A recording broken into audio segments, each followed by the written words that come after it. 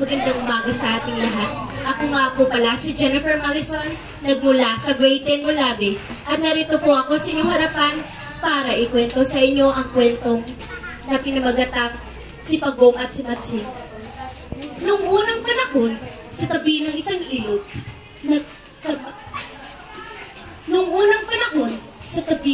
ilog, na matahimik at mapayapa, nakatira ang kaibigang sina Pagong at Matsing. Si Pagong, mabagal magsalita, mabagal kumilos, pero matalino. Si Matsing, maliksi, mabilis, pero may pagkatuso.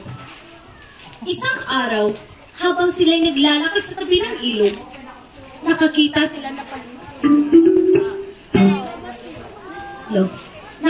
sila na palutang-lutang na punla ng saging. "Uy, Pagong, tingnan mo!" sigaw ni Matsing. "Saging?" "Oo nga," sagot ni Pagong. "Pwede nating itanim." Napangiti si Matsing. "Tama, pero hati tayo ha?" "Sige," anik kay Pagong. "Basta patas." At ganoon nga ang ginawa nila. Ngunit, nag-isip si Matsing. Ngiting aso niyang sinabi, "Ako na lang ang magtatanim. Mabilis naman ako eh." At si Pagong, "Aba, umaya naman." Kaya itinanim ni Matsing ang saging sa kanyang bakuran. Araw-araw na itong diniligdigan at dinaarawan. Hanggang sa, "Uy, namungi na ang saging!" sigaw ni Matsing. Tuwa ang bumabalot sa kanya. Pero, sandali lang, naaalala niya si Pagong. Ay, kalahati pala ito ni Pagong. Ngunit, dahil tukso si Matsing, may naisip siyang paraan.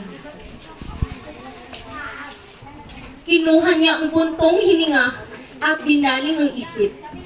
"Ang usapan, hati kami. Hindi yung sa taas sa akin at yung ugat sa ilalim kay Pagong. Tama!"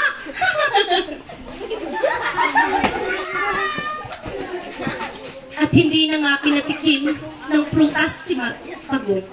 Pagdating ni Pagong, kaibigang Matsing, "Asa na ang prutas?" "Ay naku, Pagong, sorry ha. Yung sa'yo kasi, yung ugat eh. Ang sa akin na yung sa itaas. Hindi sa akin yung bunga." Napagagat-labis si Pagong. Pero hindi siya nagalit. Nagplano siya, tahimik, ngunit matalino. Kinabukasan, nakita ni Pagong